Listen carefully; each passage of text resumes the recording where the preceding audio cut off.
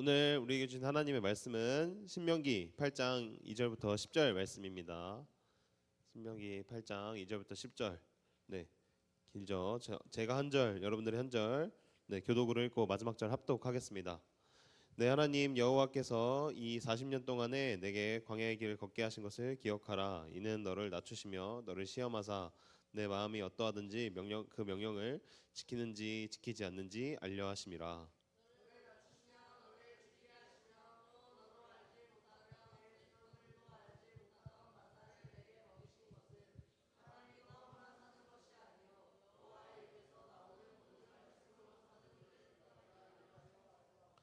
이 40년 동안에 내 의복이 헤어지지 아니하였고 내 발이 부르트지 아니하였느니라.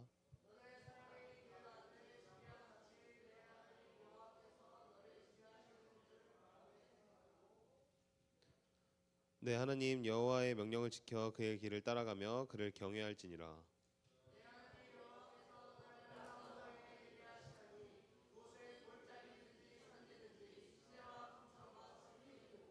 밀과 보리의 소산지요 포도와 무화과 석류와 감람나무와 꿀의 소산지라.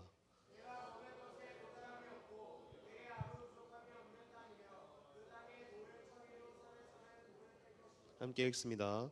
내가 먹어서 배부르고 내 하나님 여호와께서 옥토를 내게 주셨으므로 말미암아 그를 찬송하리로다. 아멘.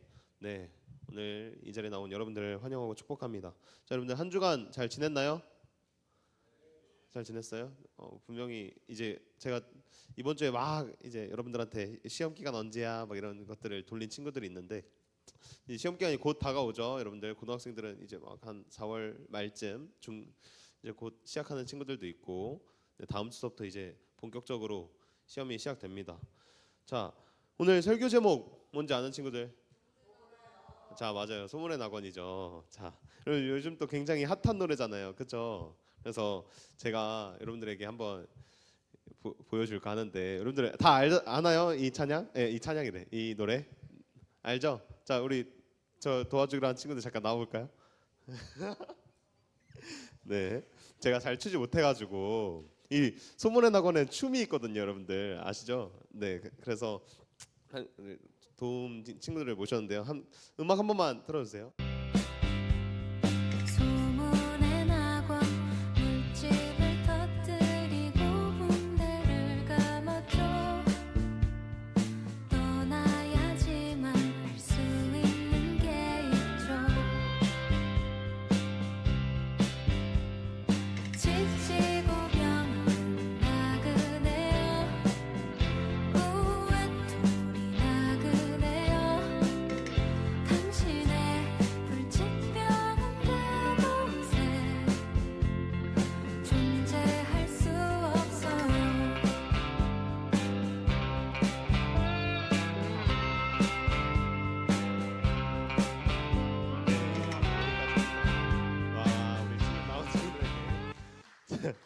네.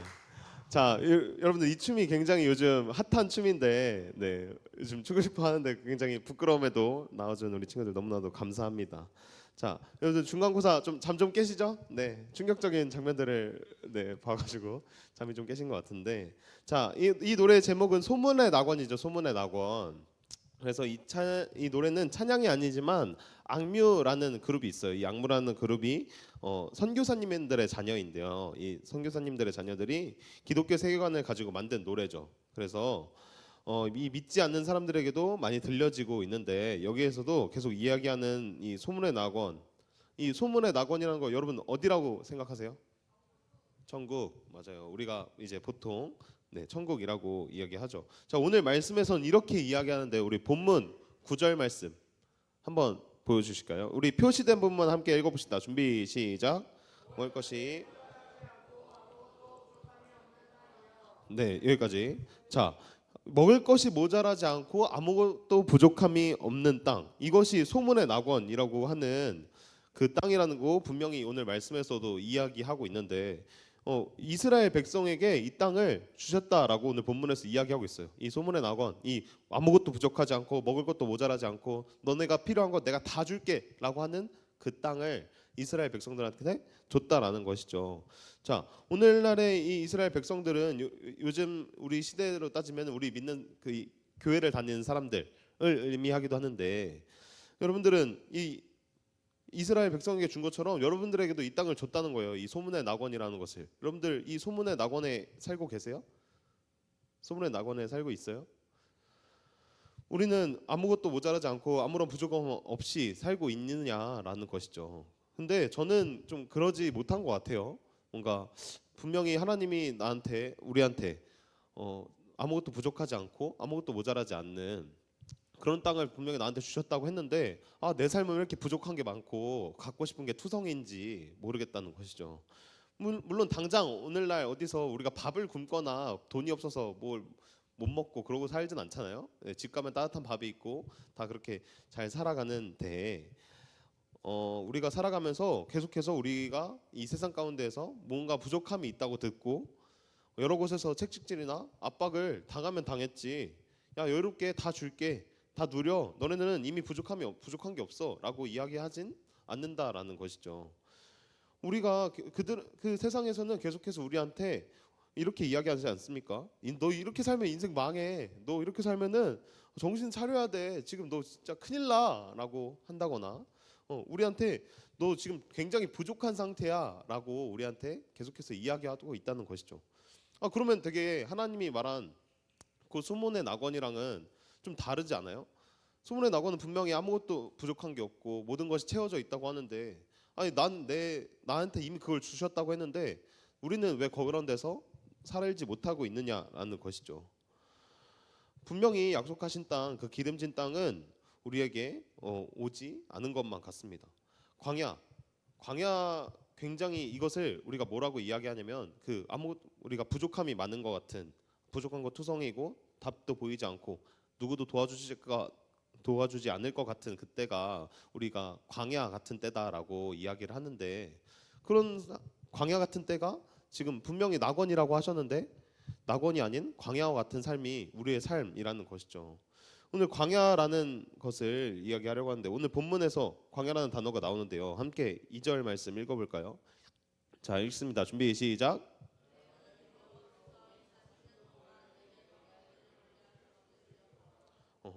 하나님은 이스라엘 백성들에게 이 낙원이라는 아름다운 땅만 이야기하지 않고 먼저 이 광야라는 것을 기억하라고 말씀하셨습니다.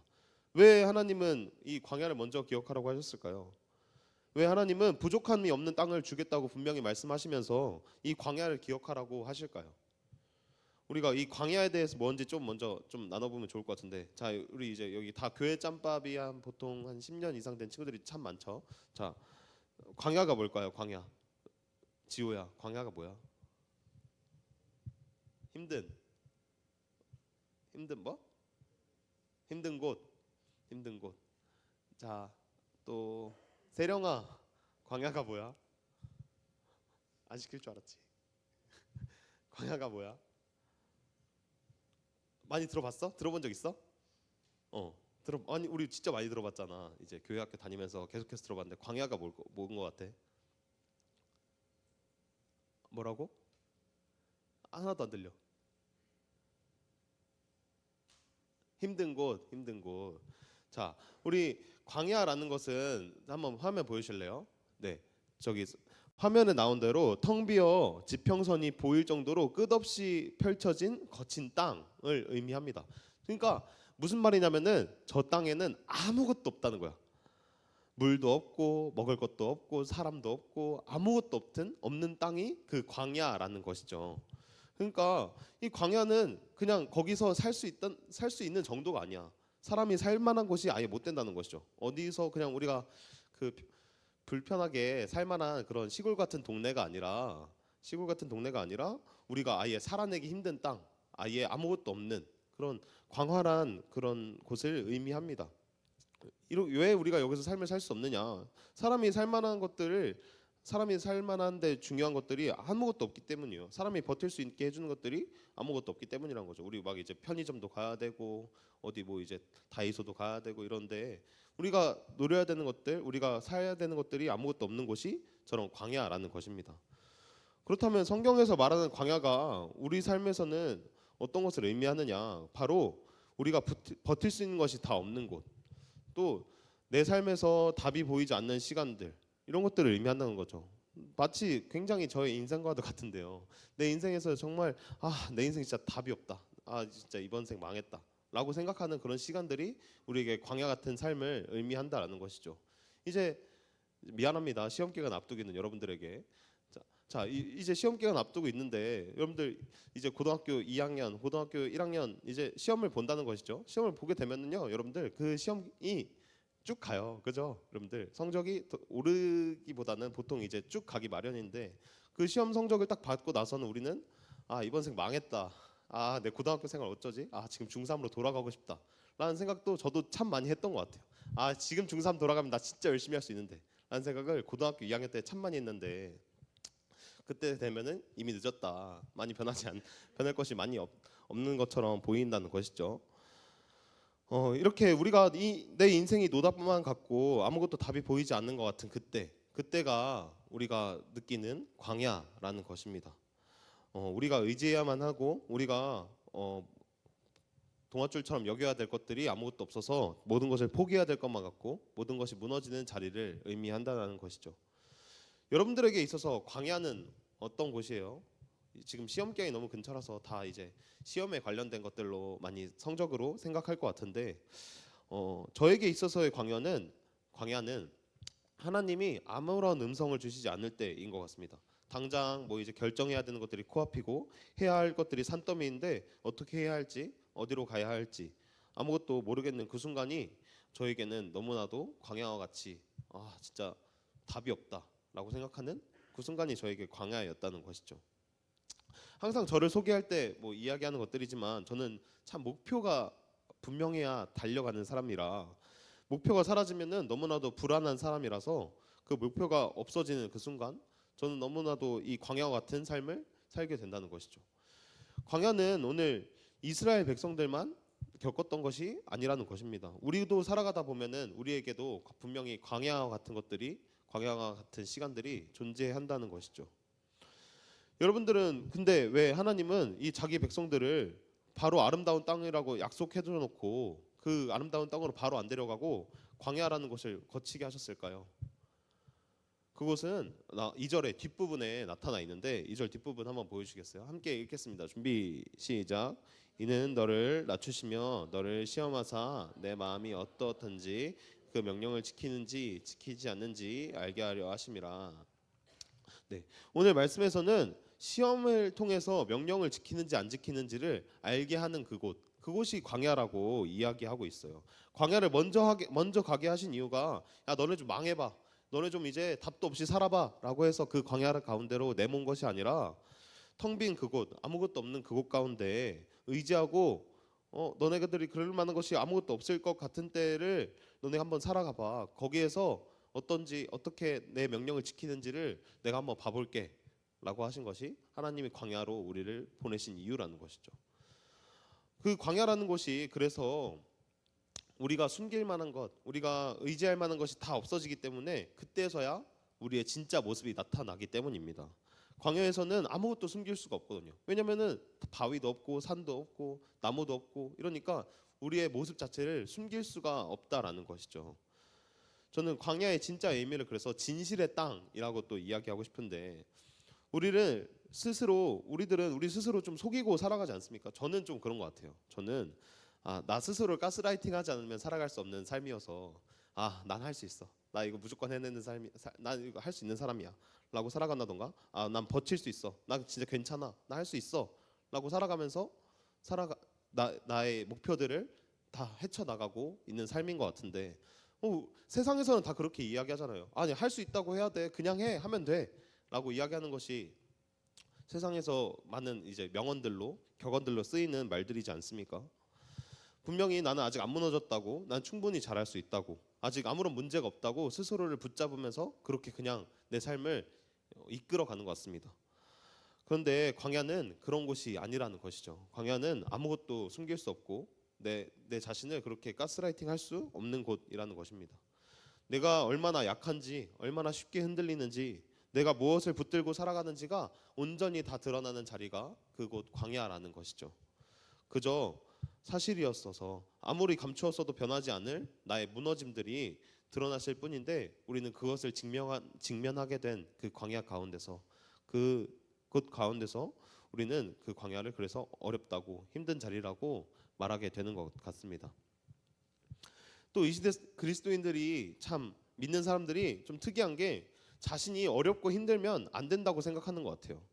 내가 이렇게 연약하고 내가 이렇게 무너져 있다고 그런 모습들을 보이게 되면은 내가 믿는 하나님이 이렇게 약한 사람처럼 보이게 될까 봐 그런 모습들을 보이지 않게 되는 것이 우리 믿는 사람들의 요즘 특징인 것 같습니다.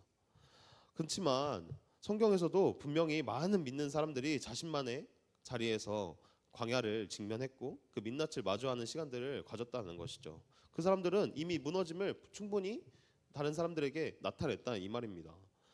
이스라엘 백성들을 봐보면은 그들이 홍해가 갈라지는 그런 기적들도 보고 노예 생활에서 분명히 해방시켜 주신 그 하나님의 놀라우신 일들을 다 마주하고 나왔는데 그들이 광야 가운데에서 먹을 것이 없어지고 마실 것이 없어지자마자 그런 현실에 처해지자마자 한 일이 뭡니까?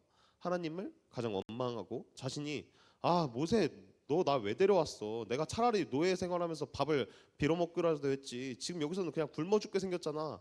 라고 이야기를 한다거나 또 성경에서 욥기라는 책에서는 욥이라는 그 사람이 등장하는데 하나님을 너무나도 잘 따라서 하나님이 굉장히 자랑스럽게 여겼던 그런 한 사람이 존재한다는 것이죠. 근데 이렇게 너무나도 잘 살아가니까 하나님이 예뻐가지고 이 복 저 복을 막 다 축복해 줍니다. 돈도 많고 자녀 가정들도 잘 자라고 이렇게 그 욥이라는 사람을 축복해 줬는데 이때 욥에게 사탄이 하나님한테 이야기하는 거예요. 아니 하나님이 저렇게 축복해 주니까 저 사람이 믿음이 좋은 거지. 그러면은 내가 저 사람의 그 축복을 한번 저주로 바꿔 보겠습니다. 그러면은 저 욥도 이제 하나님을 원망할 걸요. 하나님을 이제 떠날 걸요. 저 믿음이 진짜 믿음이 아닐 걸요.라고 하나님한테 시험을 요구하는 거죠. 그렇게 해서 하나님과 이야기한 후에 그 욥이라는 사람의 재산과 자녀, 건강 문제 이런 누릴 만한 인간으로서 누려야 하는 그 모든 것들을 다 뺏어간 거예요. 다 뺏어가니까 그 욥이라는 사람이 이제 하나님 앞에서 왜 이런 시련을 주시는지 기도했는데 하나님이 그때 침묵하십니다. 아무 말도 하지 않으시고 그냥 그 욥은 계속해서 상황이 악화만 되었죠. 그렇게 하나님을 참 잘 따라서 하나님의 자랑으로 삼으셨던 욥도 자신의 광야를 마주하게 되니까 하나님한테 그냥 차라리 태어나게 하지 말지. 그냥 나 이제 이번 세상에 안 태어났으면 이런 고통도 안 겪었을 텐데라고 하나님한테 불평과 불만들을 토로하기까지 했다는 것이죠. 그러니까 성경에서 계속해서 광야에 대해서는 우리의 진짜 모습, 우리의 내면의 진짜 상태들을 드러나게 하는 자리임을 계속해서 보여줍니다. 우리의 믿음이 연약해서 광야로 나아가게 되는 것도 아니고 실패해서 그 광야로 마주하게 되는 것도 아니라 우리가 이 광야로 나아가게 되는 이유는 그냥 우리에게 모두에게 존재하는 그런 연약한 부분이라는 것이죠. 그러나 오늘 본문에서 광야를 우리의 모습만 보여준다고 이야기하진 않습니다. 분명히 광야 우리의 우리의 모습만 직면하게 하는 것이 아니라 그 광야를 통해서 또 다른 것을 보여준다고 하는데요. 그것은 3절과 4절에 나타납니다. 함께 우리 표시된 부분만 읽습니다. 준비 시작.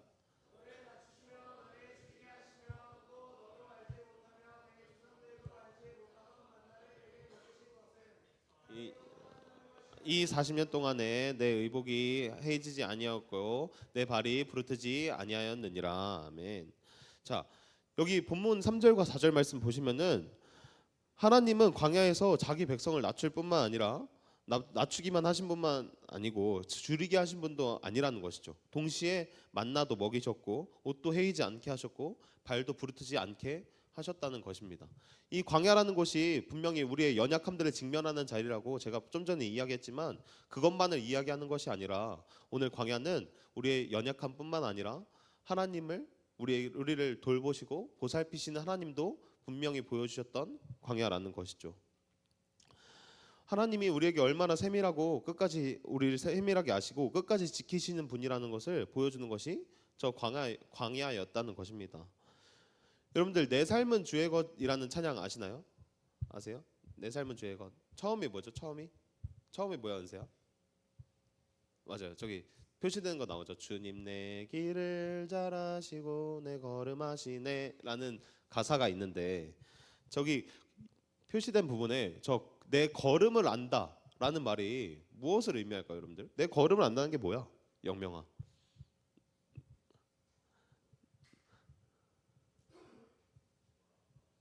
그게 뭔데? 걸어갈 곳을 안다. 그런 느낌. 자, 저는 이 가사의 뜻을 처음에는 그냥 아무 생각 없이 많이 불렀던 것 같아요. 여러 찬양 중에도 저 걸음을 안다는 말이 생각보다 많이 등장하는데 걸음을 안다는 게 뭐지? 그냥 목표를 알려주신다는 건가? 정도로 생각했었단 말이죠. 근데 이 뜻을 알았을 때 좀 더 참 많은 은혜를 받았는데 제가 처음에 저의 광야를 뭐라고 얘기했는지 기억나시나요? 저는 처음에 제 광야를 어디로 가야 할지 무엇을 해야 할지 갈 바를 알지 못하고 헤매는데 아무것도 말해주지 않는 하나님이 저의 큰 광야였다고 이야기를 했는데 이게 저의 광야인 이유는 저는 여러분들에게 매번 이야기하지만 저는 굉장히 경주마 같은 사람이라는 것이죠. 그래서 어딘가를 향해 계속해서 달려가야 되는 사람이야. 그냥 폭주 기관차 마냥 계속 어딘가를 달려가던 사람이라는 말이죠. 근데 제 나이가 이제 뭐 많은 나이도 적은 나이도 아닌 딱 이제 28 정도 됩니다. 28이라는 나이인데 저는 청소년 때 제 이제 청소년 때 선생님들이 28이 된 선생님들을 보면은 굉장히 멋있어 보였어요. 그때 사람들은 자기가 할 것들이 굉장히 다 있었고 직장도 있었고 직업도 있었고 혹은 진로에 대해 명확해서 그냥 달려가던 사람들이었단 말입니다. 근데 그래서 진짜 어른이다 28? 아 진짜 난 언제 되지라고 생각했는데 어느새 제가 이 28이 되어 보니까 아직 나는 아무것도 못하는 이 말하는 감자와도 같은 삶인데 저는 여전히 아무것도 모르겠고 내가 어떤 미래를 가져야 되는지 알지도 못하고 정하지도 못한 삶을 살아가고 있더라고요. 근데 저는 뭐 어떤 사람이라고 했어요? 멈추면 된다 안 된다? 안 된다. 저는 굉장히 계속해서 달려야 되는 사람이었단 말입니다. 근데 목표라는 게 없으니까 이 28이 돼서라도 여전히 내가 뭘 해야 할지 어디로 가야 할지 이런 것들을 모르겠으니까 이제 목적 없이 달리는 그냥 고장난 8톤 트럭 마냥 이제 달려가는 겁니다. 그래서 그냥 이제 목적을 잃은 채로 달리다 보니까 이 달리기가 어느새 지치더라고요. 목적 없이 살아가는 것들이 점점 지쳐가더라고요. 그냥 무엇을 하든 흥미가 없고 그냥 내 눈앞에 있는 것들을 쳐내기만 바빴을 뿐이지 그냥 내가 왜 어떻게 살아가야 되는지 목적이 없으니까 점점 이 걸음도 느려지기 시작했던 것 같습니다. 그래서 이제 어쩌지? 라는 마음으로 그냥 그 아무것도 말씀해 주지 않는 그 하나님 앞에서 광야 가운데 있던 저는 알려달라는 기도를 막 드렸어요. 하나님 이것 좀 알려주세요. 나 어디로 가야 될지 좀 알려주세요 라고 기도를 드렸는데 이때 하나님 알려줬을까요? 안 알려줬을까요? 기도했는데 알려줬을까 주빈아? 안 알려줬을까? 알려줬을 것 같아? 안 알려줬을 것 같아? 모르겠어? 자, 하나님이 저한테 알려주지 않더라고요. 아무것도 알려주지 않고 그냥 침묵하셨어요. 그래서 뭐야? 하나님 왜 나한테 어디를 가라고 왜 안 알려주지? 하나님이 나한테 주신 삶인데 하나님이 주신 이 삶 내가 어떻게 살아가야 되는지 알려달라고. 난 지금 사역자 여러분들 전 사역자잖아요. 그러면은 하나님의 일을 하는 사람이니까 아니 하나님의 일을 하는데 왜 하나님의 목적을 안 알려주세요라고 제가 엄청 따졌거든요. 근데 그럼에도 알려주시지 않더라고요. 근데 그러면서 저에게 찬양의 가사 하나를 보여줬던 것이 바로 내 뭐였죠? 그내 내 삶은 주의 것, 그렇죠? 내 삶은 주의 것이라는 찬양이었는데 내 걸음을 아신다는 저 가사가 그때서야 눈에 들어오기 시작했습니다. 여러분들 보폭 알아요? 보폭? 보폭이 뭐야? 맞아. 우리가 한 걸음 걸을 때 보통 사람의 너비를 이야기하죠. 길이 정도. 자, 여러분들 내 보폭이 어느 정도인지 안다. 있어요? 내 보폭이 어느 정도인지 안다. 어느 정도인데?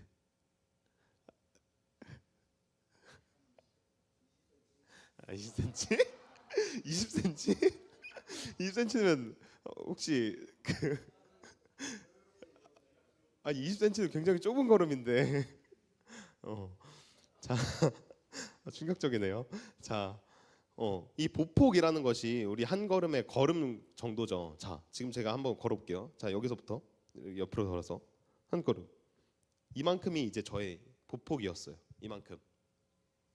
이만큼이 저의 보폭인데 이 걸음보다 훨씬 더 길어져 봐. 여러분들, 내가 이만큼보다 내가 저만큼까지 걸어야 돼. 이렇게 걸어 다닌다면 여러분들 잘 걸어 다닐 수 있겠어? 잘 못 걸어 다니겠죠. 근데 이 우리가 이 보폭이란 것이 그래서 굉장히 우리 걸음걸이의 중요한 부분이란 말이야. 내가 어느 정도로 걷는 것이 적당한지를 알아야 우리가 그래야지 넘어지지 않고 잘 걸어갈 수 있는데 내 걸음을 안다시는 하나님이 내 보폭까지 안다는 하나님이구나라는 사실을 전 좀 그날 깨달았던 것 같아요.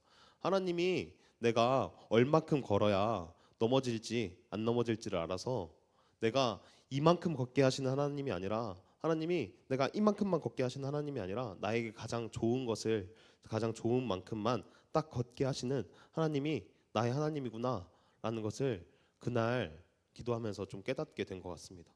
그래서 오늘 그 걸음을 아시는 하나님이 내가 너의 보폭이 얼만큼인지도 알아서 너가 어느 정도로만 딱 적당하게 걸어야 넘어지지 않는지를 알아서 내가 너를 그만큼만 딱 걷게 할 거야. 그만큼씩 걸어가서 나의 삶에 너를 인도할 거야 라고 이야기하시는 것 같았습니다. 너를 절대 넘어지지도 못 걷게 하지도 않을 거야 라고 너에게 가장 좋은 것을 세워주실 것이라고 말해주시는 것만 같았습니다.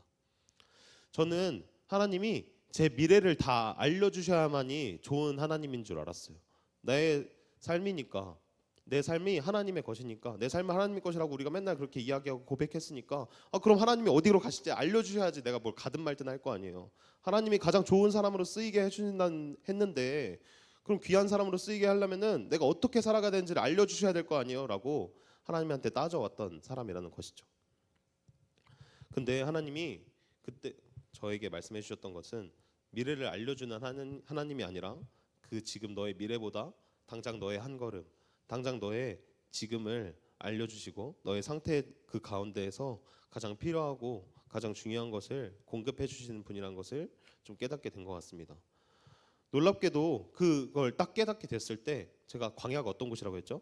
하나님이 아무것도 알려주지 않는 그 상황을 광야라고 했는데 하나님 뭘 알려준 게 없어요. 목표를 알려준 것도 아니고 어디를 가라는 것도 아니고 아무것도 안 알려준 게 없는데 그저 하나님이 나에게 가장 좋은 것을 주실 것이구나 라는 그 마음이 생긴 그 순간 나의 그 광야 같던 그 현실과 나의 광야와 같던 그런 마음들이 불안한 그 마음들이 되게 평안하게 바뀌게 되었던 것이죠. 그때 깨닫게 된 거예요. 천국은 우리가 꿈꾸는 낙원은 되게 멀리 있고 우리가 어떻게 쫓아가야지 열심히 살아가야지만 얻는 것이 아니라 하나님이 지금 내 삶에 나의 걸음 가운데 함께 계시는구나를 깨달을 때 저는 그 낙원이 우리 가운데 있음을 깨닫게 되었습니다. 그게 우리 하나님이 말씀하시는 낙원, 우리가 소문의 낙원, 그 소문으로만 들어왔던 그 낙원이 이거구나라는 것을 깨닫게 되었다는 것이죠. 우리 본문 6절과 7절 한 번만 보여주시겠어요? 함께 읽습니다. 준비 시작. 내 하나님 여호와의 명령을 지켜 그의 길을 따라가며 그를 경외할지니라. 내 하나님 여호와께서 너를 아름다운 땅에서 그곳은 골짜기든지 산지든지 시내와 분천과 샘이 흐르고 하나님은 자기의 백성을 광야에만 두시는 분이 아니셨습니다. 결국 우리를 분명하게 약속하신 그곳 아름다운 땅으로 그 소문의 낙원으로 여러분들을 이끌어 가실 것이라는 것이죠. 아무것도 부족함이 없는 그곳 가운데 우리를 데려가실 텐데 그곳이 근데 오늘 말씀에서처럼 그곳이 골짜기든지 산지든지 하나님이 함께 계실 때 그곳에서 시내와 지하수와 샘이 흐르게 될 것이라고 분명하게 말씀하고 있습니다. 그러니까 진짜 낙원은 그저 좋은 환경만 뜻하는 것이 아니라 아무리 힘든 현실, 아무리 어렵고 무엇을 해야 될지 모르겠는 그 현실 가운데 그 곳에서도 함께 하신 하나님, 결국 아름다운 땅으로 그 소문의 낙원으로 나를 이끌어 가실 하나님을 아는 것, 그것이 우리가 바로 그 소문만 무성한 그 낙원을 찾아 살아가는 우리의 믿음이라는 것이죠. 여러분들 각자에게도 광야가 분명히 있을 것입니다. 저의 광야는 그런 광야였고 여러분들의 광야는 시험 기간인 친구들도 있을 것이고 친구 관계가 광야인 친구들도 있을 것이고 집안의 사정이 광야인 친구들도 있을 것이고 진로와 미래가 광야인 친구들도 있을 것입니다. 겉으로는 괜찮은 척 하고 살아가지만 속으로는 많이 지쳐 있는 사람들도 있을 것입니다. 그런데 하나님은 오늘 우리에게 야, 너 왜 그거밖에 못해? 야, 내가 너 달려가라고 했는데 너 왜 그만큼만 해? 너 왜 이렇게 흔들려? 너 왜 아직도 광야 가운데 있어? 라고 하는 것이 아니라 분명히 너의 걸음을 알아. 내가 얼마나 힘든지를 내가 지금 알아. 그래서 너가 딱 걸을 수 있을 만큼, 너가 넘어지지 않고 앞으로 계속 나아갈 수 있을 만큼을 내가 인도할 거야 라고 말씀해 주시는 것 같습니다. 사랑하는 여러분, 그렇다면 우리는 이제 어떻게 살아가야 되겠습니까? 그래서 우리에게 오늘 필요한 것은 한 걸음의 믿음이라는 것이죠. 내 걸음을 아시는 하나님을 신뢰하면서 한 걸음, 내 보폭을 아시는 하나님을 신뢰하면서 한 걸음, 그 광야 가운데서도 나와 함께 하시는 하나님을 신뢰하면서 한 걸음, 우리가 그렇게 한 걸음 한 걸음씩을 걸어가며 나아갈 때 우리가 더 이상 무너지고 넘어지고 쓰러지고 지치는 것이 아니라, 어디로 가야 될지 모르는 것이 아니라 그 한 걸음을 내딛으면서 나아갈 때 우리는 그때 하나님이 보여주시는 낙원 가운데 우리가 있게 될 줄 믿습니다. 우리가 내일만 바라보다가 오늘을 지쳐서 놓치는 것이 아니라 오늘 가운데서도, 오늘 이 광야 가운데서도 우리와 함께 하시고 우리와 믿음으로 나아갈 수 있도록 도와주시는 하나님을 의지하기 바랍니다. 하나님이 함께 계시면 여러분이 서 있는 지금의 광야와 같은 그 삶이 이제는 소문의 낙원으로 바뀌게 될 것입니다.